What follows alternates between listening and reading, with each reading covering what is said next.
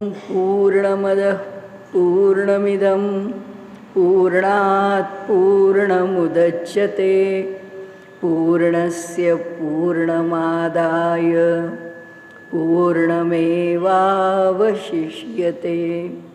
ओम शांति शांति शांति। आपलं मांडुक्य उपनिषद सुरू आहे। काल आपण मांडुक्य उपनिषदाचा शांती मंत्र घेतला आहे। आता आजपासून आपण प्रत्यक्ष उपनिषदाला त्याच्या पहिल्या मंत्रापासून सुरुवात करूया।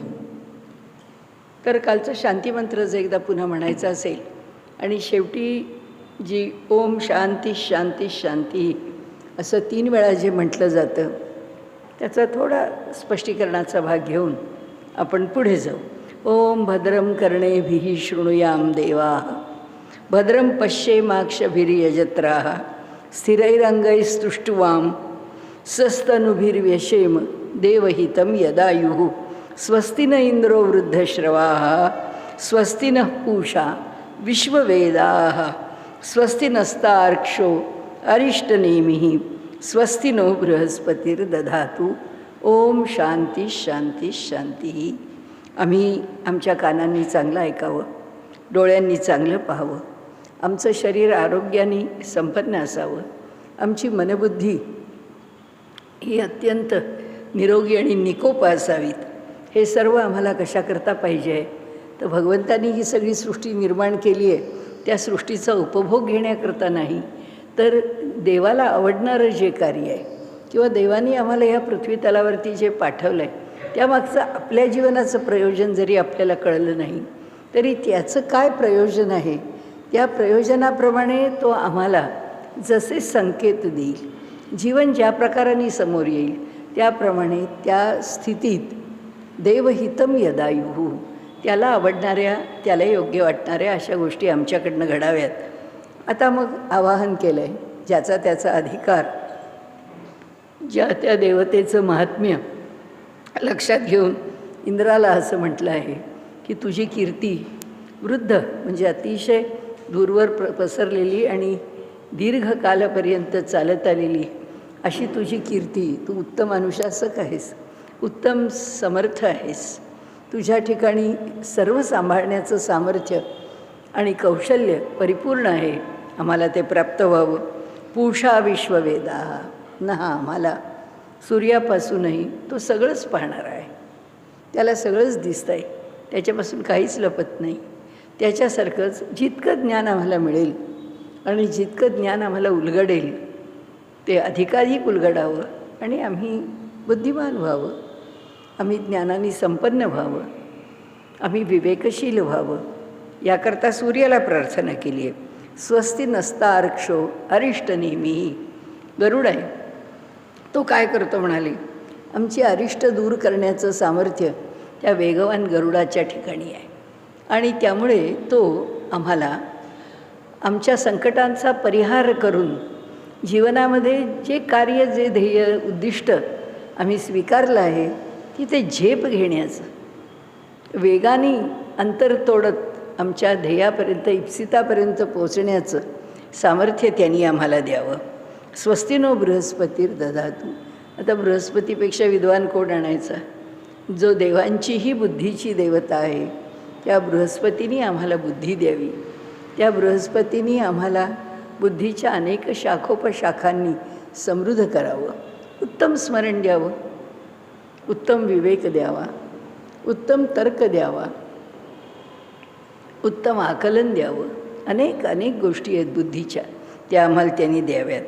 आणि म्हणून बृहस्पतीला मागणं मागून आपली इच्छा प्रकट करून की भगवंता हे सगळं तू दिलेल्या सृष्टीकरता करायचं आहे, भगवंता हे सगळं आमचं जे जीवन आहे ते आमचं जीवन केवळ आणि केवळ तू आम्हाला ज्या कार्याकरता पाठवलं आहेस ते कार्य विनालंब आणि विस्मरण न करता आमच्याकडनं होत राहावं।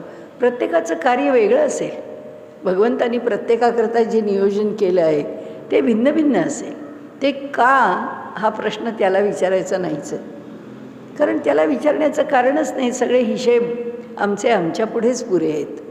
त्यामुळे हे असं का, आम्ही जे पूर्वी केलं आहे तेच भोगण्याकरता, तेच प्रारब्ध घेऊन, आणि भगवंत आहे तो दयाळू आहे.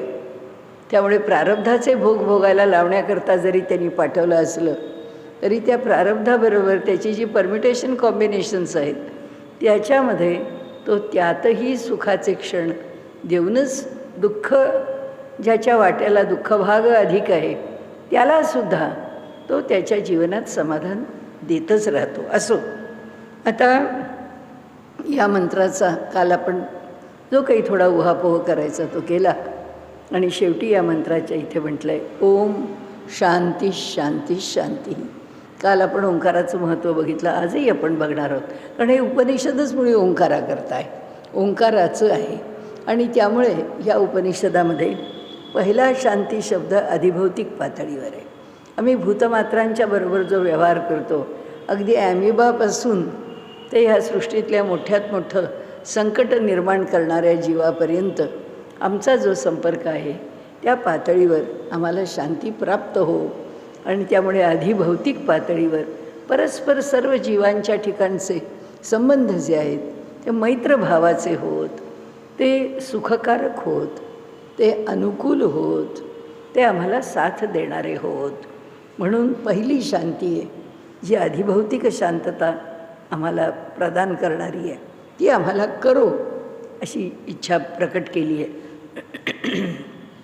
त्यानंतरची जी शांती आहे त्या ठिकाणी आधी दैवतांचा विचार केला आहे. हे जग भौतिक आहे, पंचमहाभूतांनी युक्त आहे, त्याच्या संमिश्रणातून निर्माण झालेलं आहे. तर या पंचमहाभूतातलं एक एक महाभूत आम्हाला अनुकूल हो, आम्हाला आकाशतत्व अनुकूल हो, आम्हाला जलतत्व अनुकूल हो, आम्हाला अग्नितत्व अनुकूल हो, आम्हाला वायुतत्व अनुकूल हो, आम्हाला पृथ्वी तत्व अनुकूल हो. ही सगळी तत्व जेव्हा आम्हाला अनुकूल होतील तेव्हा आमचं जीवन अधिक सुस्थिर होईल, तेव्हा आमच्या जीवनामध्ये अधिक यश मिळेल. आमच्या जीवनात जे आम्हाला अनुकूल म्हणून प्राप्त करून घ्यायचं आहे ते प्राप्त करून घेता येईल. म्हणजे हा साधी गोष्ट आहे की ऋतू बदलल्यानंतर जर हवामान आम्हाला अनुकूल राहिलं, आमचं शरीर त्या हवामानाला जर जोडून घेणारं राहिलं तर सुखाचं आहे. नाही तर असा सारखा पाऊस आहे, गारठा आहे, ती ओल जात नाही आहे की झालं सर्दी आहे, पडसं आहे, खोकला आहे, ताप आहे, सुरू झाली. एक एक दुखणी सुरू होतात. भूतमात्रांच्या ठिकाणी त्या अधिभौतिक पातळीवरती ज्या देवता आहेत त्या देवतांनी आम्हाला अनुकूल असावं, त्याकरता आम्ही त्या देवतांची उपासना करावी आणि त्या देवतांनीही आम्हाला अनुकूलता प्रदान करावी.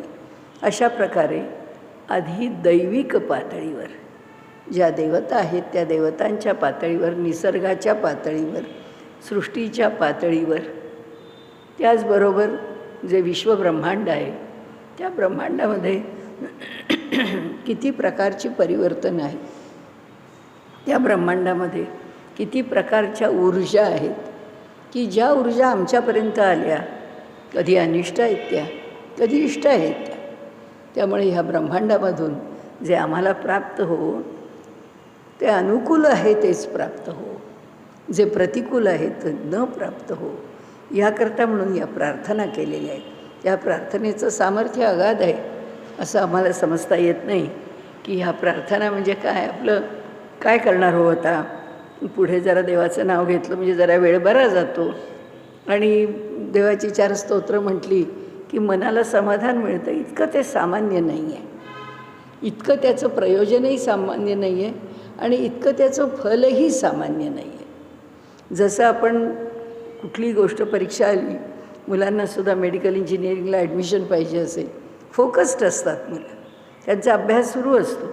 एकेका अर्ध्या मार्काकरतासुद्धा जो झगडा आहे त्याच्याकरता त्यांचे प्रयत्न अगदी निकराने साक्षेपी प्रयत्न चालू असतात. तसं आहे. किती वेळ दिला आहे आपण प्रार्थनेकरता? 5 मिनटं दिली, ठीक आहे. ती 5 मिनिटं आता डोक्यात दुसरा विचार नको, बस झालं. त्याच 5 मिनिटामध्ये एक भगवंत किंवा जी आमची उपास्य देवता आहे ती, जो उपास्य मंत्र आहे तो किंवा स्तोत्र आहे ते, त्याच्यावर आमचं मन एकाग्र करून त्या देवतेला आवाहन केलं की त्या एका शक्तीच्या खाली जलदेवता आहे, जशी लक्ष्मी आहे की ती जलात आहे. त्यामुळे जलामध्ये आम्हाला सामर्थ्य देणं, किती प्रकारचं सामर्थ्य आहे, अनेक प्रकारचं सामर्थ्य आहे. शरीरच आमचं 65% जलाने भरलेलं आहे आणि त्यामुळे आमच्या शरीराची तंदुरुस्ती जलावर पुष्कळ अवलंबून आहे. साक्षात इथं लक्ष्मी देवता आहे, ती जर प्रसन्न झाली तर जीवनाला सुद्धा सुखकर करणारी आहे. आणि संपत्ती ही पुष्कळ समस्या सोडवणारी आहे, नाही असं नाही. तिच्याकडनं आमच्या अनेक समस्या सोडवल्या जातात आणि त्यामुळे आम्हाला एक देवता अनुकूल झाली, एक जल अनुकूल झालं की सगळं शरीर अनुकूल झालं. डायबिटीज नको, ब्लड प्रेशर नको, हार्ट प्रॉब्लेम नको, मेंदूचे सुद्धा कुठल्याही प्रकारच्या समस्या नको. सर्क्युलेशन एकदा चांगलं सुरू झालं, त्याचं कोण देवता आहे? जलच आहे ना. कारण ब्लड प्रेशर का आमचं व्हेरी होतं? ब्लड प्रेशरमध्ये निरनिराळ्या प्रकारच्या अडचणी का निर्माण होतात? वहन बिघडलं म्हणून, त्याच्यात अडथळे आले म्हणून. असो, अशा अनेक गोष्टी या देवतांच्या अनुकूलतेमध्ये आम्हाला प्राप्त होणारे आहेत. त्यामुळे आधी दैविक पातळीवरती आम्हाला सुख लाभो. दुसरी शांती झाली. तिसरी शांती आधी आत्मिक पातळीवरती. आत्मा ज्याच्या आश्रयाने राहतो ते हे शरीर आहे. या शरीरात काय नाही आहे? जशी वेगवेगळे अवयव आहेत, शरीराचा बांधा जो आहे पूर्ण बांधलेला, बांधा म्हणजे बांधणूक, ती ज्यानी बांधलेलं आहे हे शरीर, त्यामध्ये मन आहे, बुद्धी आहे, अहंकार आहे, चित्त आहे. त्याच्यामध्ये सगळ्या वेगवेगळ्या संस्था आहेत. त्या सगळ्या संस्था पुन्हा एकमेकांशी जोडलेल्या आहेत आणि त्यांच्यातून आमचं आरोग्य उभं केलेलं आहे. हे सगळं कोणाच्या आश्रयाने? एका चैतन्याच्या आश्रयाने. चैतन्य आमच्या ठिकाणी कोणाच्या आश्रयाने? प्राणाच्या आश्रयाने. प्राण कोणत्या रूपामध्ये प्रकट आहे? श्वासाच्या रूपामध्ये प्रकट आहे. आमचं श्वसन ज्या प्रकाराने पूर्णपणाने नियमित असेल त्या प्रमाणात आमचं शरीर कार्यक्षम आहे. आम्हाला मिळणारी ऊर्जा तो प्राण आहे. तो रात्री आम्ही दिवसभरात जे काही जास्त कमी वापरलं आहे, जे काही बिघडवून ठेवलं आहे, त्या सगळ्याला तंदुरुस्त करून पुन्हा जागेवर आणण्याचा प्रयत्न करतो. अलीकडच्या डॉक्टर्सच्या अनेक पोस्ट पाहिल्यात आपल्या लक्षात येईल. त्यांनी असं म्हटलं आहे की शेवटपर्यंत शरीराची क्षमता अशी असते की समजा पोटाची काहीतरी तक्रार सुरू झाली तर शरीर त्याही वयामध्ये आपलं पोट हे पुन्हा जागेवर आणण्याकरता, रिस्टोअर करण्याकरता, आपली पचनसंस्था योग्य प्रकारे कार्य करण्याकरता त्याच्यातले अनुकूल बदल ते करतच राहतं. म्हणजे त्यांनी ते उदाहरण विशेषतः पोटाचं दिलं आहे, पचनसंस्थेचं दिलं आहे. ते म्हणाले पचनसंस्था बिघडली असं वाटलं आणि जर तिच्या मागे जर गंभीर प्रयत्न किंवा योग्य प्रयत्न जर केले गेले, नेटाने प्रयत्न जर केले गेले, तर कोणत्याही वयामध्ये सुद्धा किती मोठं असलं तरीसुद्धा ते पुन्हा जागेवर आणण्याचं काम करतं. एक पचनसंस्था एक उदाहरण घेतलं. कोणत्याही संस्थेला म्हणजे देहामध्ये कार्य असणाऱ्या ज्या सगळ्या अवयवांना जागेवर आणण्याकरता आध्यात्मिक पातळीवरची शांतता, समाधान, सामर्थ्य आपल्याला आवश्यक आहे. आणि त्या दृष्टीने आपलं शरीर कार्यकारी असावं, त्या दृष्टीने ते कार्यकारी राहावं, याकरता आम्ही सावध असावं आणि आमची सावधगिरी पण डोळस असावी. आजकाल कसं आहे, इतक्या ॲप्सवरनं इतक्या गोष्टी आरोग्याच्या सांगितल्या जातात आणि निरनिराळ्या ठिकाणी लोक आपल्या जाहिराती करत असतात. त्या आपण पाहत असतो, ऐकत असतो, वाचत असतो, कुणी आपल्याला सांगत असतं आणि त्याच्या सल्ल्याप्रमाणे आम्ही वागत जातो. वास्तविक पाहता ते योग्य आहे नाही आहे याचा विचार काही आपण करत नाही किंवा तितकंसं त्याची आवश्यकताही वाटत नाही, इतकं गांभीर्याने आम्ही घेत नाही. आणि होतं काय, असे आपल्या डोळ्यासमोर अनेकांना अनेक समस्या उभ्या राहिलेल्या. नाही हो, हल्ली ॲलोपॅथीत काही अर्थ नाही, आयुर्वेदाची औषधं घ्यावीत. पण ती घेतानासुद्धा पारखून घ्यायला पाहिजे, विचार करून घ्यायला पाहिजे, देणाऱ्याचा अभ्यास किती आहे माहिती पाहिजे, त्या औषधाचा R&D काय आहे, काय किती काळापूर्वी कशाकरता आणि कोणत्या घटनांच्या किंवा शरीराच्या असणाऱ्या लक्षणांच्या करता त्याचा विचार केला आहे ते पाहिलं पाहिजे. कुणीही जर आपल्याला काहीही सांगायला लागलं किंवा असा एक सर्वेशाम सल्ला द्यायला लागलं तर तो सल्ला स्वीकारून आम्ही काही वागायला लागलो, आमच्या शरीराला ते प्रतिकूल असेल तर ते जीवाचा घात करण्यापर्यंत त्रासदायक ठरतं. आपल्याला वाटतं नाही नाही ॲलोपॅथीच्या औषधांना साईड इफेक्ट्स आहेत.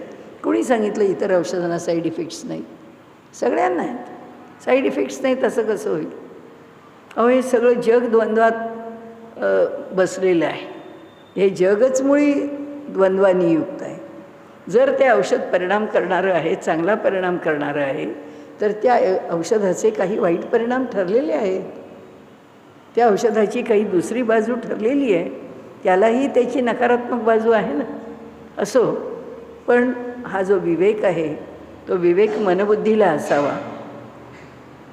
जास्तीत जास्त मनबुद्धीला स्थिर राहण्याचा, जास्तीत जास्त आमच्या अहंकाराला कमी करण्याचा आणि तो फार आम्हाला उच्छाद निर्माण करणार नाही असा कसा राखावा याकरता आम्ही प्रयत्नशील राहावं. पण ईश्वराकडे मागणं मागितलं आहे की भगवंता, हे जे शरीर आहे जे आत्म्याच्या आश्रयाने राहतं आहे आणि त्यामुळे आध्यात्मिक पातळीवरती निर्माण होणारे जे दोष आहेत किंवा ज्या व्याधी आहेत त्या व्याधींचा तो परिहार करावा आणि आम्हाला शांतता प्राप्त करून द्यावी.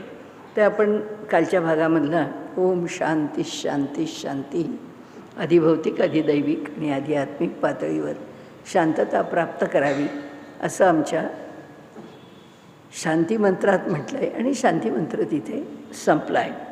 आता मांडुक्य उपनिषदाचा पहिला मंत्र आहे.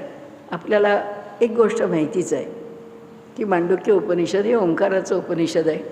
ओंकाराच्या संबंधाने सगळं स्पष्टीकरण येणार आहे आणि त्याचं महात्म्य हे आपल्याला घडोघडी उलगडून सांगण्याचा प्रयत्न केला आहे. ठिकठिकाणी त्याचीच विशेषता प्रकट झालेली आहे. ओम इति एतद अक्षरमिदं सर्वं तस्योपव्याख्यानम भूतं भवत भविष्यतीति सर्वम् ओंकार एव यच्चान्यत् त्रिकालातीतं तदप्योंकार एव. त्यांनी असं म्हटलं की ओम इति एतद अक्षरम, ह्या ओम ह्या अक्षराचं, अक्षर जे चित्र, जो आकार, जे प्रतीक ओमचं आहे, तोच आकार, तेच प्रतीक, तेच स्वरूप आम्ही स्वीकारावं. ओम कोणत्याही प्रकाराने लिहून स्वीकारावा असं नाही. त्याचं कारण की ते जे त्याचं प्रतीक, ते जे त्याचं रूप आहे, त्या रूपात त्याचं सामर्थ्य आहे, त्या रूपात त्याचं सर्वस्व आहे. सगळं त्याच रूपाने किंवा ते कशातून निर्माण झालं ते दिसलं कुणा? ऋषींना. त्याचं दर्शन घडलं, तो ओंकार दिसला. तो जसा आम्ही दाखवला आहे, जसं आम्ही काढतो आहोत, ज्याला आम्ही ओम हे अक्षर म्हणतो, ते अक्षर त्यांना दृश्य आहे. त्यांनी कानाने तर ऐकलं आहे म्हणून तो ओम म्हटलं त्या अक्षराला. ती तर श्रुती आहेच आहे, पण ते दृश्यही आहे. म्हणजे ते मंत्राचे द्रष्टे ऋषी आहेत. द्रष्टा म्हणजे पाहिलं आहे, त्यांनी त्या ओम ह्या मंत्राला पाहिलं आहे आणि म्हणून ते म्हणतात ओम इति एतद अक्षर. हे ओम हे अक्षर आहे आणि ते कसं आहे? असंच आहे. सांगण्याच्या मागची भूमिका अशी आहे, हे असं अक्षर स्वीकारा. ओम इति एतत् अक्षरम इदम सर्वम, हे जे अक्षर आहे तेच सर्व काही आहे. ही सगळी सृष्टी आहे. ईश्वराचं प्रकट रूप काय? ईश्वराचं नाव काय? ईश्वराचं सामर्थ्य आम्ही कशात पाहावं? त्या सगळ्याकरता जे अक्षर आहे, त्या सगळ्याकरता जे प्रतीक आहे, त्या सगळ्याकरता जे रूप आहे, त्या सगळ्याकरता जे नाम आहे, ते काय आहे? ते ओंकार आहे. म्हणून सर्वम, म्हणून अक्षरम इदम सर्वम, हे अक्षरच सर्व काही आहे. तस्योपव्याख्यानम, त्याचं बघूया, त्याच्यावर काही बोलूया, त्याची चर्चा करूया, त्याचं स्पष्टीकरण देऊया. भूतम भवत भविष्यतीति सर्वम ओंकार एव. भूतकाल, वर्तमानकाल, भविष्यकाल सर्व काही ओंकार आहे. म्हणजे ह्याच्याशिवाय अन्य काही नाही. सर्व दूर तेच भरून राहिलेलं आहे. यच्चान्यत त्रिकालातीतम तदप्योंकार एवच. याच्याशिवाय ह्या तीनही कालाच्या अतीतही आणि ह्याच्याही शिवाय अन्य काही जर म्हणायचं असेल तर तेही सगळं ओंकारच आहे. म्हणजे कशाचंही वर्णन करायला निघा, कशालाही जाणायला निघा, त्याचं स्वरूप समजून घ्यायला निघा, त्याचं अंतरंग बघायला निघा, ते सगळं काय आहे?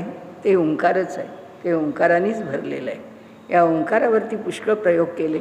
या ओंकाराच्या सामर्थ्याविषयी अनेकाने अनेक प्रकारांनी आपली अनुमानं प्रकट केली आहेत.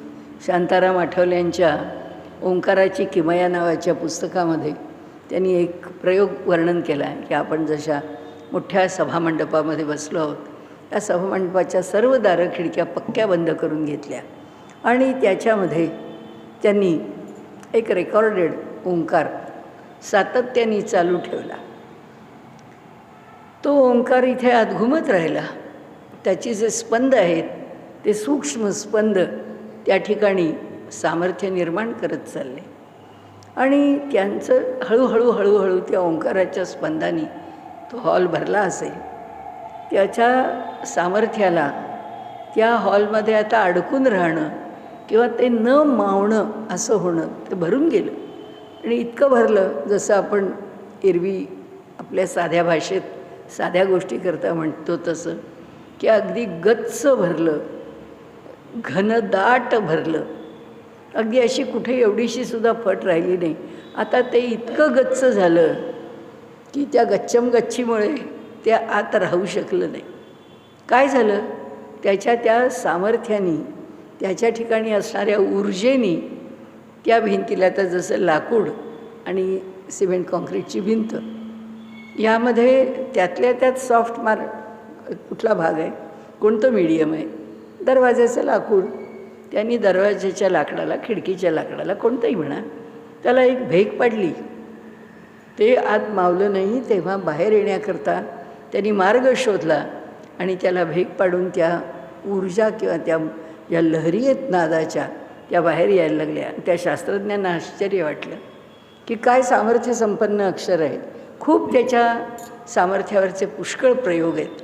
आपल्याला काही खूप प्रयोग बघायचे असं नाही, एक छोटंसं म्हणून आपण हा प्रयोग बघितला.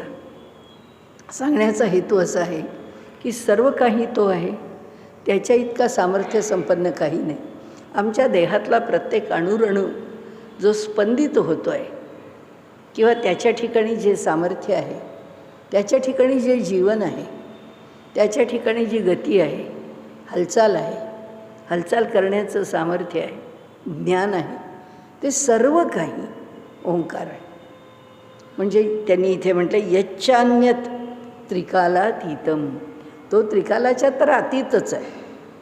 म्हणजे भूतकाल, वर्तमानकाल आणि भविष्यकाल याच्या अतीत आहे. भूतकाल आम्हाला स्मरणाने लक्षात राहतो, वर्तमानकाल आम्हाला अनुभवाने कळतो आणि भविष्यकाल आम्ही अपेक्षा करतो की भविष्यात असं असावं, व आता माझं वय एवढं आहे, भगवंतानी पुढचं सगळं आयुष्य आहे ते चांगलं निरामय द्यावं, अपेक्षा आहे. भविष्याचा विचार करताना प्रत्येकजण आपल्या ठिकाणी केवळ शरीराच्या पातळीवर नाही, त्याच्या आरोग्याच्या पातळीवर, जसं आत्ता बोललो, धनाच्या पातळीवर, व्यवहार करण्याच्या ठीक आहे. आता ही एवढी माणसं आत्तापर्यंत पुष्कळ करत गेलो आपण, प्रत्येकाकरता प्रत्येक सोडत गेलो, आयुष्यभर सर्व गोष्टी आपण चालवत गेलो. आता वास, आता कोणाकरता काही नको, आता आपण आपल्याकरता जगावं, अपेक्षा आहे भविष्याची. मनुष्य ठरवतो की नाही. आता विचारलं कोणी, ठीक आहे, नाही विचारलं, नाही विचारलं. आता त्याचा विचार करण्याचं कारण नाही. त्याचं कारण आपल्या आयुष्याने केव्हाच इकडचा किनारा सोडलेला आहे. आपण आता दुसऱ्या किनाऱ्यावरती आहोत. आता ह्या किनाऱ्यावरचा प्रवास कसा करायचा? अपेक्षा ती वर्तमानामध्ये जीवन अनुभवत असताना घेतलेल्या अनुभवातून मनुष्य आपला भविष्यकाळ बेतत असतो. आणि त्यामुळे ह्या पातळीवर जग आम्हाला कळतं, ह्याच्या पलीकडे कितीतरी जग आहे, ह्याच्या पलीकडे कितीतरी गोष्टी आहेत की ज्या आमच्या आकलनाच्या पलीकडे आहेत. आपण म्हणतो बापरे, काही मनुष्य ठरवतो आणि परमेश्वराची इच्छा काही अलगच असते. नेहमी आपण चांगल्याच इच्छा कराव्यात, परमेश्वरांनी आम्हाला चांगलंच दिलं आहे असं म्हणावं, तो चांगलंच देईल अशी अपेक्षा करावी. कारण जर चांगल्याला गोळा करत राहिलो तर चांगल्याबरोबर चांगली शक्ती जवळ येते. चांगली शक्ती चांगली फलं देते. प्रारब्धाची जी नकारात्मक बाजू आहे त्या बाजूलाही ती पुष्कळ सौम्य करते आणि जीवन अधिक सुखावं करते. अधिक ज्याला आपण सहनशीलता आमची जशी वाढवावी म्हणतो, तसंच सुसह्य जीवनाला करून देण्याचं काम करून देते. कोण करून देते? आमची प्रवृत्ती, आमचे विचार, आमचं वर्तन, आमचं कर्म. त्यामुळे यच्चान्यत अन्यत काय आहे? अन्यत हे आहे सगळं की जे आम्हाला अज्ञात आहे किंवा जे आमच्यासमोर ज्ञात आहे पण आम्ही त्याचे काहीतरी आडाखे बांधलेत. असं नसतं. जे घडत असतं ते त्याच्या फार पलीकडे असतं. आम्ही त्याच्याकडे कसे बघतो? किती सकारात्मकतेने बघतो, किती उदासीनतेने बघतो, किती विवेकशीलतेने बघतो, किती संयमाने बघतो, किती योग्य दिशेने बघतो. करणारा तो आहे, प्रेरणा देणारा तो आहे. परंतु तिथपर्यंत पोचायला आमची काहीतरी तयारी पाहिजे की नाही? म्हणजे दिवा, वात, तेल, निरांजन सगळं आमचं तयार पाहिजे, काडेपेटी हातात घेऊन पाहिजे. आता फक्त काडी ओढून तो दिवा लावा आणि पेटवा एवढंच शिल्लक ठेवायचं. ती जी शेवटच्या कृतीची प्रेरणा आहे तो आहे देणारा. आणि त्यामुळे हे सगळं जे अज्ञात आहे ते अज्ञातसुद्धा ओंकारच आहे. म्हणजे या सृष्टीमध्ये आमच्याकरता काही ना काहीतरी कार्य चालू आहे. ह्या सृष्टीमध्ये, ह्या सृष्टीशी आम्ही जोडलेले आहोत. ही सृष्टी आम्हाला अशी लटकत कुठेतरी सोडून देत नाही. ती आम्हाला योग्य मार्गदर्शन करत योग्य दिशेने नेतच असते. फक्त थोडंसं तिच्यावर सोपवता यावं लागतं. सोपवून देऊ, तुला काय करायचं आहे कर. आणि म्हणून हा ओंकार इथे सांगताना त्यांनी म्हटलं आहे की जे आमच्या कक्षेच्या बाहेर आहे, आमच्या जाणण्याच्या बाहेर आहे. आमच्या हातात फक्त योग्य ते कर्म करणं, स्वधर्माचं आचरण करणं, विहिताचरण करणं, कर्तव्याचं पालन करणं एवढंच आपल्या हातात. नाहीतर माऊलींनी सगळ्या ज्ञानेश्वरीमध्ये हेच का सांगत राहिले असते? त्यांनी पुन्हा पुन्हा हाच का उपदेश केला असता? एवढ्याच करता आहे की फक्त करणं आपल्या हातात आहे. त्याचं फल देणारा तो आहे. तो ह्या निसर्गामध्ये आमच्याकरता पुष्कळ उभे आडवे धागे बांधत असतो. माहीत नाही आपल्याला तो कसं वस्त्र विणणार आहे ते, कोणतं वस्त्र त्यांनी आपल्याकरता योजलं आहे ते. म्हणून ते म्हणतात यच्चान्न त्रिकालातीतम, तीनही कालाच्या अतीत हा जो ओंकार आहे ना, हा ओंकार आमच्याही जीवनाला वेगवेगळ्या प्रकाराने घडवणार आहे. आणि म्हणून त्याच्यावर पूर्ण विसंभाव, त्याच्यावर म्हणजे आता आपण म्हणतो तसं की आपल्या ज्या सगळ्या उपासना आहेत, ईश्वराची उपासना करताना, ईश्वराची भक्ती करताना, ईश्वराच्याकरता काही साधना, काही अनुष्ठान, काही आराधना करत असताना आमच्या अंतःकरणामध्ये त्याचं एकमेवाद्वितीयत्व कायम असावंच असावं. त्याचं स्मरण कधी हलू नये. आणि त्यामुळे ओंकाराच्या निर्मितीच्या हा निर्माण कधी झाला, कुठून झाला, कसा झाला, तर आपल्याला माहिती आहे. आदिनारायणांच्या नाभिकमलामधून ब्रह्मदेवाची उत्पत्ती आहे. तो सगळं शोधतच होता, मी कुठून आलो, कसं आलो, मला तर काही समजतच नाही, ह्या जलात आहे मी, माझं मूळ कुठे आहे, ते मूळ शोधतो आहे ते त्याला सापडलं नाही. तेव्हा त्याला एक निश्चित मार्गदर्शन मिळालं की तपहा तपहा तपहा, तप कर तप कर तप कर. त्यांनी तपाला सुरुवात केली आणि त्या तपाचरणामधून एके दिवशी किंवा एके काळी त्याला ओम याची प्राप्ती झाली. हा ओम त्याला प्राप्त झाला आणि त्या ओंकारापासून मग सगळ्या सृष्टीची निर्मिती करण्याचं त्याला काय म्हणू आपण स्फुरण झालं. त्याला त्याचं प्रयोजन कळलं, त्याचं उपयोजन कळलं, जे म्हणू ते. पण त्या ओंकाराच्या साह्याने त्यांनी ही सर्व सृष्टी निर्माण केली. तो आमचा विधाता झाला, आम्हाला निर्माण करणारा झाला. आणि म्हणूनच ह्या ओंकाराच्या ठिकाणी सर्व सामर्थ्य आहे. सगळ्या सामर्थ्याचं ते बीज आहे, सगळ्या सामर्थ्याचं ते केंद्र आहे, सगळ्या निर्मितीचं ते अधिष्ठान आहे. या सृष्टीत काहीही निर्माण होतं ते ओंकाराशिवाय नाही. आणि एक लक्षात घेऊया की म्हणजे फक्त ओंकाराचीच उपासना केली पाहिजे का, ती केली तरच फल मिळतं का, असं नाही आहे. आपण त्या उपासनेला एक पायरी किंवा एक वेगळा आयाम देऊन आम्ही ती उपासना सगुण भक्तीमध्ये परिणत केली. जो लाभ ओंकाराचा आहे तोच लाभ सगुण उपासनेचा आहे. ओंकाराच्या ठिकाणी उपासना करून राहणं फक्त अवघड आहे. त्याचं कारण असं की अत्यंत प्रभावी मंत्र आहे. म्हणजे मला नेहमी आश्चर्य वाटतं की माझे सद्गुरू अनंतराव आठवले किंवा नंतरचे स्वामी वरदानंद भारती आयुष्यभर विष्णू सहस्रनामाची पारायणं, तुकाराम महाराजांनी म्हटलं आहे त्याप्रमाणे 1,00,000-1,15,000च्या वरती विष्णू सहस्रनामाची पारायणं तुकाराम महाराजांची होऊन गेली. तशीच यांची पारायणं किती झाली विष्णू सहस्रनामाची माहिती नाही. दिवसाला 40-40 वेळेला विष्णू सहस्रनाम म्हटलं जातं. अखंड विष्णू सहस्रनाम होतं. संन्यास दीक्षेनंतर आता उपासना करायची तर संन्याशांनी उपासना ओंकाराची करायची. ते म्हणाले आता मला विष्णू सहस्रनाम वेळ मिळेल तेव्हा मी म्हणेन, नाही असं नाही, पण माझ्या उपासनेचा मंत्र आता विष्णू सहस्रनाम नाही, आता ओंकार झाला पाहिजे. काही काळ तरी मला ओंकाराची उपासना केलीच पाहिजे. या भूमिकेमधून त्यांनी ओंकार उपासनेला सुरुवात केली. आणि ते म्हणाले की मी जेव्हा ओंकाराचं अनुष्ठान सुरू केलं तेव्हा माझ्या लक्षात आलं की ओंकाराची उपासना इतकी सोपी नाही आहे. त्याच्याकरतासुद्धा शरीर मनबुद्धीची एक तयारीच व्हावी लागते.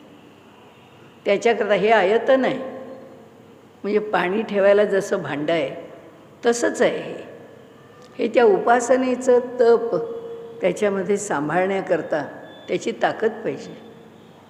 कागदाचं आपला ग्लास घेतला किंवा कागदाचं भांडं घेतलं, त्या पेपर ग्लासमध्ये जसं काही उकळतं किंवा काही जड राहणार नाही, ते फाटून जाईल, तो ग्लास टिकणार नाही. तसं आहे की ह्या देहामध्ये सुद्धा, या आयतनामध्ये सुद्धा ओंकार पचून राहायचा असेल तर त्याच्याही ठिकाणी काही त्याचं सामर्थ्य असावं लागतं. म्हणून ओंकाराच्या उपासनेकरता आपल्याला आहार विहार ह्या सगळ्याचे नियम दिलेले आहेत. त्या नियमांचा, त्या तंत्राचा थोडाफार विचार करावाच लागतो. कारण जे सामर्थ्य संपन्न आहे ते आपल्याला प्राप्त करण्याकरता त्याचं पण काही तंत्र आहे, त्याची पण काही टेक्नॉलॉजी आहे. आपल्याला जर दिवा उजेड रात्रीच्या वेळी जर पाहिजे असेल आणि तो जर इलेक्ट्रिकचा असेल तर इलेक्ट्रिसिटी आपल्यापर्यंत आणण्याकरता टेक्नॉलॉजी वापरावीच लागेल, तरच आम्हाला तो दिवा आणि दिव्याचा उजेड मिळेल. तसंही इथे की ओंकाराचं फल जर मिळवायचं असेल तर त्याकरता उपासना करायची असेल तर सामान्य मंत्राच्या उपासनेपेक्षा ओंकाराची उपासना भिन्न आहे. असं आयुष्यभर अखंड उपासना करणाऱ्या आणि अखंड नामात असणाऱ्या लोकांनी सांगितल्यावर सामान्य माणसांनी तरी ओंकाराची उपासना करताना सावधपणेच करावी. कुणाच्या तरी मार्गदर्शनाशिवाय ओंकाराची उपासना करू नये. कारण इथे ओंकार उपासनेचंच महात्म्य सांगणारं हे उपनिषद आहे. तर ह्या ठिकाणी त्यांनी म्हटलं आहे की हे साक्षात ब्रह्माचं स्वरूप आहे, अत्यंत निकटचं स्वरूप आहे. ह्याच्या पहिलीच पायरी की ज्यांनी ही सगळी सृष्टी निर्माण केलेली आहे. आणि त्यामुळे हा ओंकार जो आहे ते ब्रह्माचं नाव आहे, त्या अक्षराचं नाव आहे, त्या अक्षराचं प्रतीक आहे, सर्व काही तेच आहे. म्हणजे ओंकाराला आम्ही आमच्या मनाने जाणून घ्यायला गेलो तर संबंध सृष्टी हे जर परमेश्वराचं रूप आहे असं म्हटलं तर परमेश्वर कोणत्या रूपात सृष्टीत राहिला आहे असं म्हणावं लागेल, तो ओंकार रूपात राहिला आहे. माझ्या शरीराचा अणुरेणू जो स्पंदित होतो आहे त्याचं स्पंदन कुणाच्या अधिष्ठानावर आहे आणि कोण ते करतो आहे? ओंकार आहे. आणि त्यामुळे कोणत्याही मंत्राला सुरुवातीला ओंकार लावला आणि ओंकाराचा उच्चार अत्यंत धीरगंभीरपणाने मनापासून केला तर शरीरातला अगदी प्रत्येक अणुरेणू, प्रत्येक पेशी त्या ठिकाणी ती स्पंदित होते, स्फुरित होते. नाही तर मंत्राच्या साह्याने शक्ती प्रदान करणारी केंद्र आहेत, स्थानं आहेत, त्या स्थानावरती त्या ऊर्जेचं स्फुरण होतं. पण ओंकार तसा नाही. कण न कण शरीराचा स्पंदित होतो, सगळं त्याच्याशिवाय दुसरं काही नाहीच. आणि त्यामुळे ती उपासना झेपली पेलली पाहिजे, हे मात्र आपण लक्षात घ्यायला पाहिजे. आता ही ओंकाराची संकल्पना किंवा हा ओंकार, हे प्रतीक, हे अक्षर, हे जसंच्या तसं श्रद्धेने स्वीकारून पुढे चालणं, त्याचं कारण मगाशी म्हटलं त्याप्रमाणे ऋषींनी आपल्या नजरेने पाहून, आपल्या अनुभवातून ते आपल्यासमोर ठेवलेलं. त्यांनी ते अनुभव, आपण जर शांताराम आठवल्यांचं ओंकाराची किमया पुस्तक आता आउटडेट असेल, आउट ऑफ प्रिंट असेल, जुन्या लायब्ररीमध्ये मिळेल, वाचून पाहिलं तर आपल्याला कळेल. अगदी साध्या साध्या सोप्या गोष्टींमधून ओंकाराचं महात्म्य त्यांनी त्याच्यामध्ये मांडलेलं आहे. तर असो, आपण थोडंसं पुढे जाऊया या विषयात की ओंकार कसा व्यापक आहे. कारण या मंत्रात त्यांना तेच सांगायचं आहे, आम्हाला पटवून द्यायचं आहे. ओंकाराची व्यापकता सांगायची आहे, ओंकाराचं महात्म्य सांगायचं आहे, ओंकाराचे परिणाम सांगायचे आहेत. आणि ते परिणाम अनुभवण्याकरता आधीच त्यांनी सांगितलं आहे की तो मंत्र आहे, त्या मंत्राला तंत्र आहे आणि ते तंत्र आणि त्याचं विधिविधान योग्य प्रकारे सांभाळल्याशिवाय त्या मंत्राचा लाभ होऊ शकत नाही. त्यांनी आता तैत्तिरीय उपनिषदाचा इथे शिक्षावल्लीच्या 8व्या अनुवाकाचा त्यांनी आपल्याला ओम ह्या अक्षराचं महात्म्य सांगण्याकरता त्याचा उतारा उद्धृत केला आहे. ओम इति इदम सर्वम, हे सगळं काही जे आहे ते ओंकार आहे. ओम इत्ते तदुन कृतीर्ह स्म वा अप्यो श्रावयेत्या श्रावयंती. म्हणाले अहो भले भले जे ऋत्वी जे आहेत, मीमांसक आहेत, मीमांसक काय म्हणतात की तुम्ही जितकी देवाची आराधना वगैरे करता ना तशी ती करावी असं आम्हाला वाटत नाही. का वाटत नाही? कारण म्हणाले असं आहे की या जगामध्ये आम्ही जन्माला जे आलो आहोत ते आमच्या प्रारब्धामुळे, जन्म घेणे लागे वासनेच्या संगे, त्या वासनेने निर्माण केलेले जे संस्कारातून निर्माण झालेलं जे प्रारब्ध आहे, ते जे प्रारब्ध आहे आणि ती जी वासना आज आम्हाला भोगण्याकरता समोर आली आहे प्रारब्धाच्या रूपाने, आणि जर प्रारब्धच भोगायला मनुष्य येत असेल तर मग देव कशाला पाहिजे? इथे आम्ही आलो, आम्ही आमचं केलेलं कर्म आहे, त्या कर्माची फलं आम्ही भोगू, ती भोगून झाली की आम्ही जाऊ. आता जाताना इथे पुन्हा काहीतरी कर्माचं आम्ही काही कडबोळं करून ठेवलेलंच आहे, ते सगळं आमच्याबरोबर येईल. आता पुन्हा त्यातलं काय भोगावं लागणार असेल ते भोगायला पुन्हा येऊ. मग तू कुठे आलास मध्ये आमचा चांदबाई? आम्हाला कशाला पाहिजे तू? तुझी काही गरज नाही आम्हाला. ईश्वर नावाच्या संकल्पनेला कशाकरता आम्ही स्वीकारायचं असं मीमांसक म्हणतात. पण त्यांनी इथे म्हटलं आहे अहो असं मीमांसक केवळ कर्मावर श्रद्धा ठेवून, कर्मकांडी लोक ईश्वराच्या अस्तित्वाला बाजूला ठेवून फक्त कर्मावर भर देतात आणि कर्मच अधिकाधिक चांगलं, अखंड कर्मच आणि कर्माच्या माध्यमातूनच पाप पुण्याचा विचार, हे फक्त कर्माला केंद्रस्थानी ठेवून ज्यांची सगळी भूमिका बनत असते ते मीमांसकसुद्धा म्हणाले इथे वर त्यांनी सांगितलं तसं, की आमचा ईश्वरावर विश्वास असो की नसो, पण यज्ञातला जो अध्वर्यू आहे तो जेव्हा ऋत्विजांना मंत्र म्हणायला सांगतो तेव्हा सुद्धा ओम श्रावय असंच सांगतो, की आता ऐकवा, आता मंत्र ऐकवण्याची तुम्हाला मी अनुज्ञा देतो किंवा आज्ञा करतो. तर म्हणाले त्याला प्रैश असं म्हणतात. तर तो त्यांना प्रैश देतो आणि तो जो प्रमुख अध्वर्यू आहे तो ऋत्विज आहे, त्यांनी प्रैश दिल्यानंतर ते आपले मंत्र म्हणायला सुरुवात करतात. सामगायनाचा आरंभ तो ओंकाराशिवाय होत नाही. काल आपण पाहिलं ना की झटझट झटझट पानगळ झाल्यासारखी पानं पडायला लागली. वेदांच्या मंत्राला त्यांनी सुरुवात केली, पण सुरुवातीला ओंकार म्हटला नाही. तर तसंच त्यांनी इथे म्हटलं आहे की सामगायन ओंकाराशिवाय सुरू होत नाही. मंत्र पठण करत असतानासुद्धा अध्वर्यू जी प्रशंसा करतात ती प्रशंसासुद्धा ओंकारानेच होते. त्याला प्रतिगर असं म्हणतात. अरे वा, अरे वा, अरे सुंदर, हे जे म्हटलं जातं ते सुद्धा ओंकाराने म्हटलं जातं. आता आपल्याकडे पूर्वी म्हणजे भारतीय पद्धतीचा जोपर्यंत मुसलमानांच्या राजवटीचा प्रभाव नव्हता तोपर्यंत आपल्याकडे उत्तम असं गायन चालू असलं तर त्या उत्तम गायनाला जेव्हा दाद दिली जात असे त्यावेळी दाद देतानासुद्धा आपल्याकडे साधू साधू असं म्हणायचं.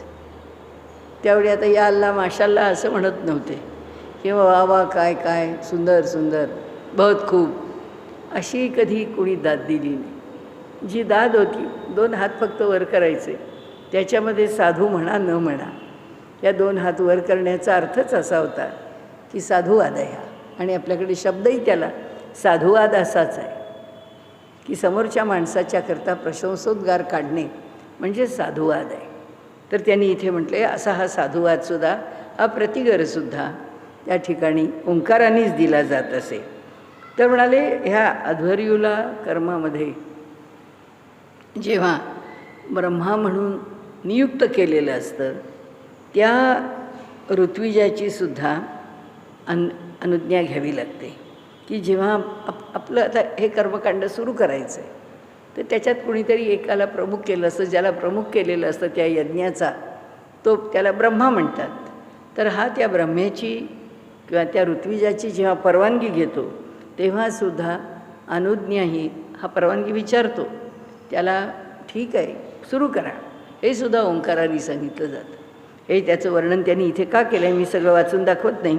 त्यांनी इथे म्हटलेलं आहे की ओम इति सामानी गायंती ओम शोमिणी शस्त्राणी ओम शंसती ओम इत्यर्ध्वरी प्रतिगरम प्रतिगुण्हाती ओम इति ब्रह्म प्रस्तवती ओम इति अग्निहोत्रम अनुजानाती. अनेक प्रकारांनी पुढे पण त्याची यादी आहे. सगळं काही मी वाचत नाही, पण त्यांनी सांगितलं की ईश्वराला नाकारणारा सुद्धा ओंकाराला नाकारत नाही. तो ईश्वराचं अस्तित्व मान्य करत नाही मीमांसक.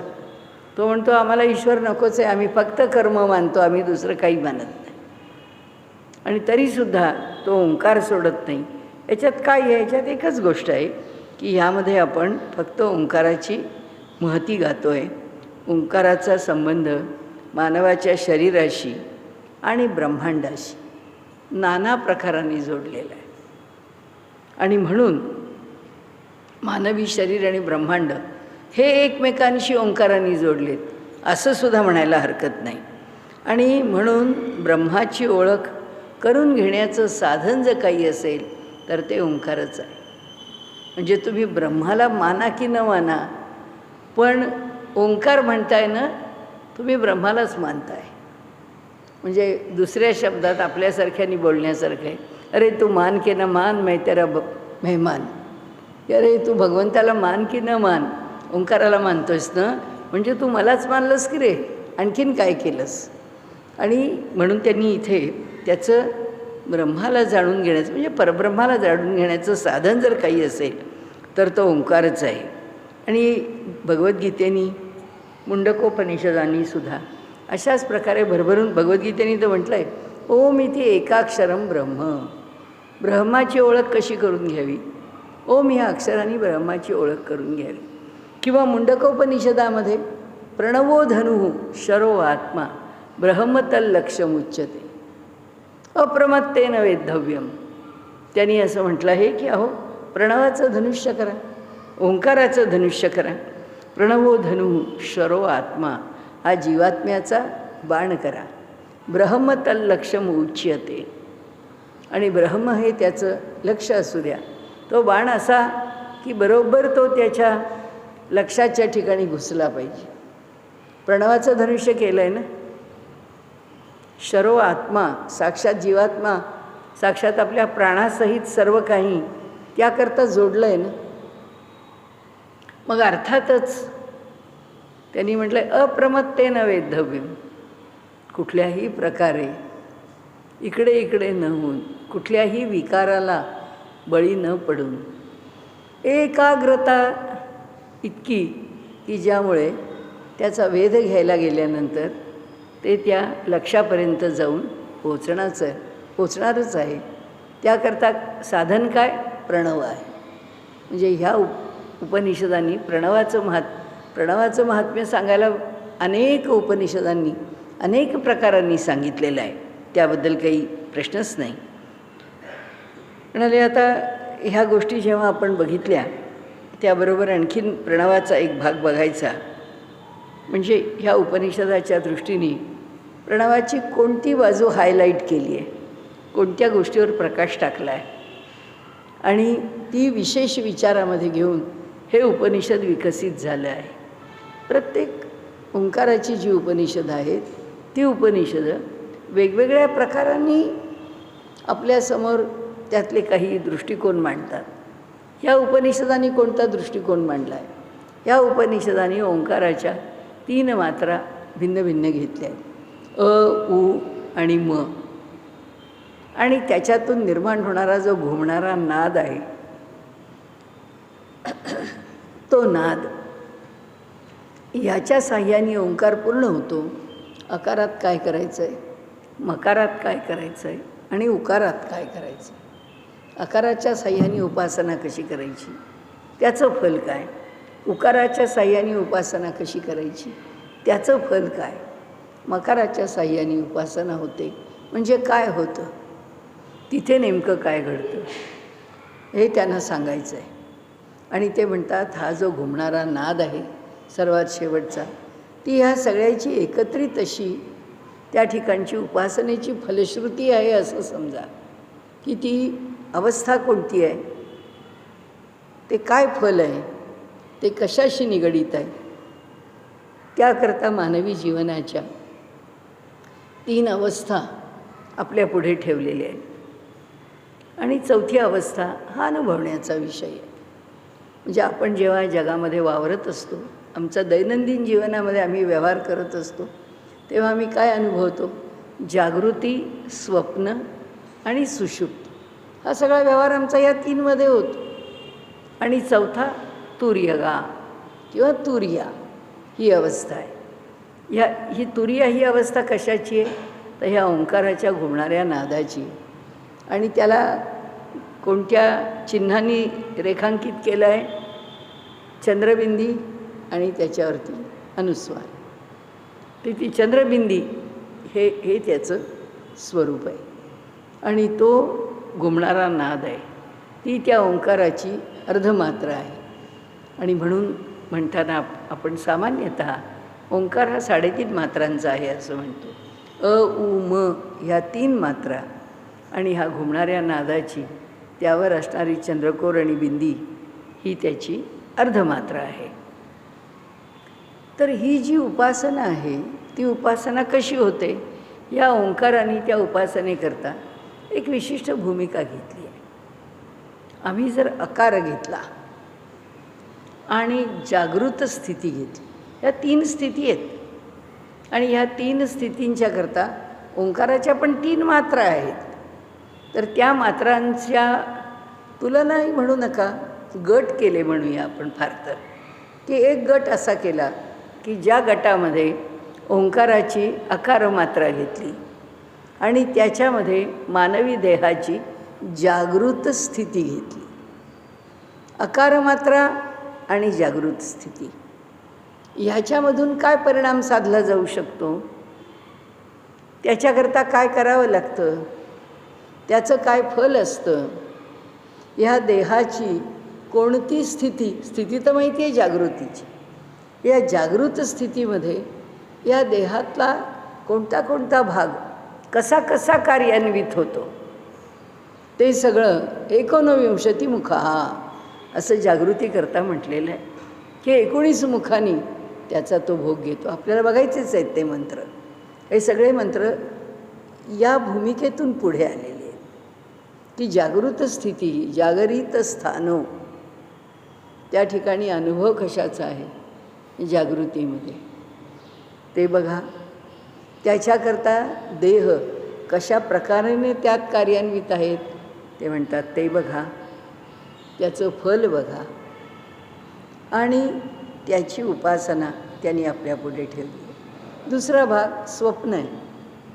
स्वप्न म्हणजे ह्या देहाची स्थिती काय असते, ह्या देहाच्या मनबुद्धीची स्थिती काय असते, स्वप्नामध्ये आपण कसे असतो, स्वप्नात आमच्या देहातली कोणती इंद्रिय कार्यकारी असतात.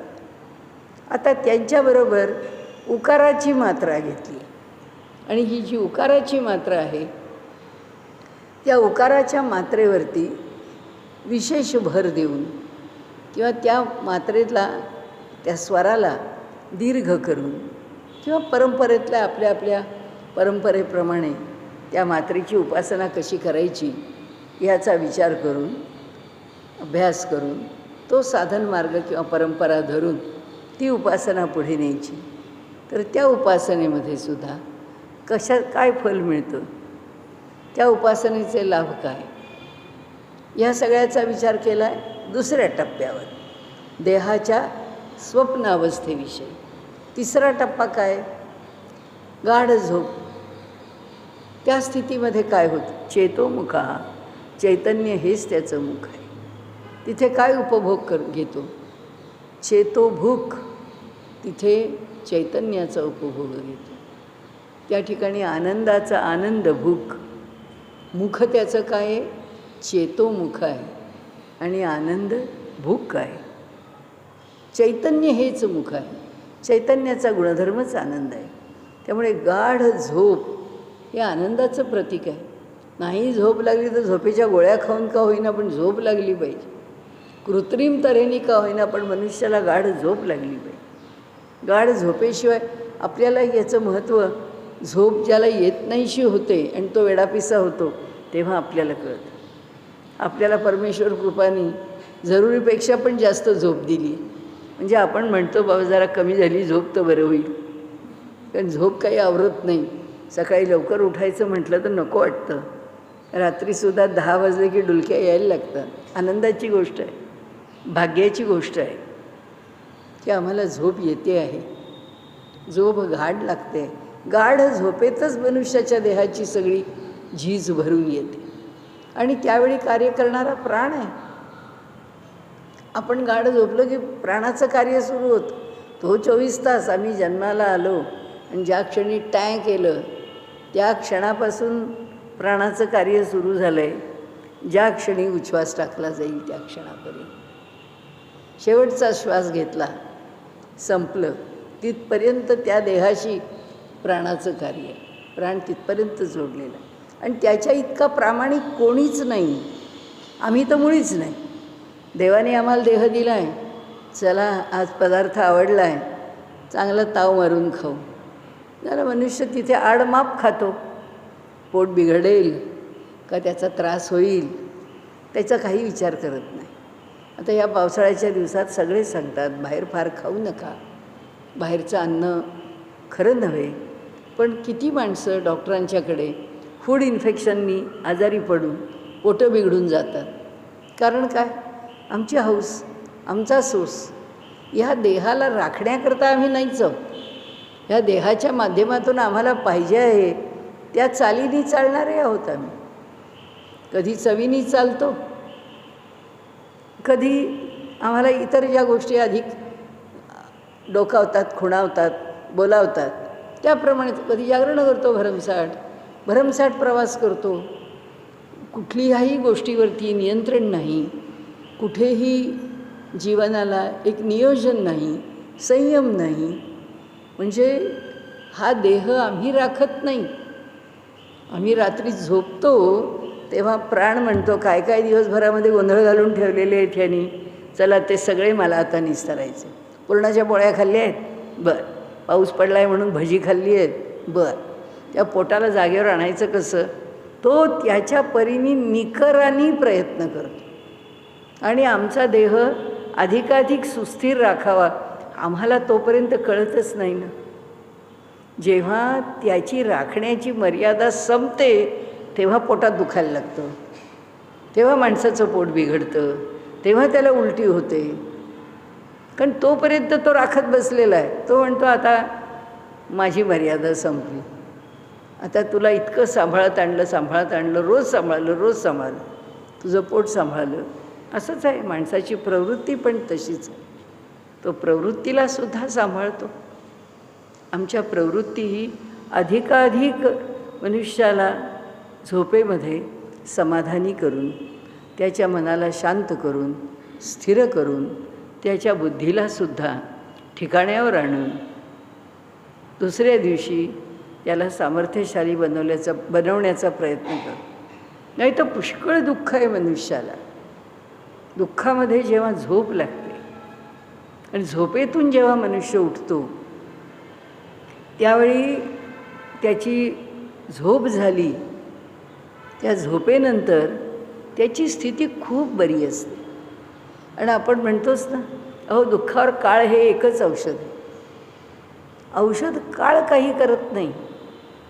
कालांतराने तो प्राण जो ह्या मनबुद्धीला शहाणं करत नेत असतो ना, त्याला आम्ही किती शरणागत होऊ, किती सरेंडर होऊ, त्याचं किती ऐकू, त्याच्यापुढे किती झुकू, त्याप्रमाणे आमची पण मनोवृत्ती अधिकाधिक जागेवर यायला मदत होते. अन्यथा आमच्या हाताने आम्ही खूप बिघडवून घेतो. खऱ्या ह्या ज्या दोन स्थिती आहेत, स्वप्न आणि सुषुप्ती, गाढ झोप आम्हाला येण्याकरता आमचा लौकिक व्यवहारच चांगला असावा लागतो. नाहीतर गाढ झोप लागत नाही. आणि गाढ झोप जर आम्हाला लागली नाही, आपण बघूच सुषुप्तीच्या ह्याच्यामध्ये हा जो जीवात्मा आहे तो कुठे जाऊन बसलेला आहे, तो परमात्म्याच्या जवळ जातो. पण जो विकारांनी वश आहे, जो शांत नाही आहे, जो समाधानी नाही आहे, जो अस्थिर आहे, जो काळजीने ग्रस्त आहे, ज्याची घालमेल, ज्याला होणारा त्रास त्यातनं त्याला क्षणभरही बाजूला होत नाही आहे, अशा स्थितीत तो कितीही गाढ झोपेच्या बाजूला गेला तरी ती गाढ झोप त्यांनी निर्माण करून ठेवलेले हे खड्डे भरून काढायला कमी पडते. भरून निश्चित काढलं जातं. भरून जर काढलं नसतं ना तर दुसऱ्या दिवशी जागं झाल्यानंतर हा वेडापिसाच झाला असता 4-8 दिवसावर. होत नाही, शक्यतो होत नाही. त्याचं कारण असं आहे की आपण जर तिची परीक्षाच घेत बसलो, आमच्या प्राणाची आणि आमच्या देहाची आणि आमच्या देहातल्या एक एक स्थितीची, तर मग काय करणार, सोडून द्या. तर सांगण्याचा हेतू असा आहे की आज आपल्याला थोडा उशीर झाला म्हणून आपण 1-2 मिनटं पुढे घेतलं, पण पुढे प्रार्थना आहे, आरती आहे.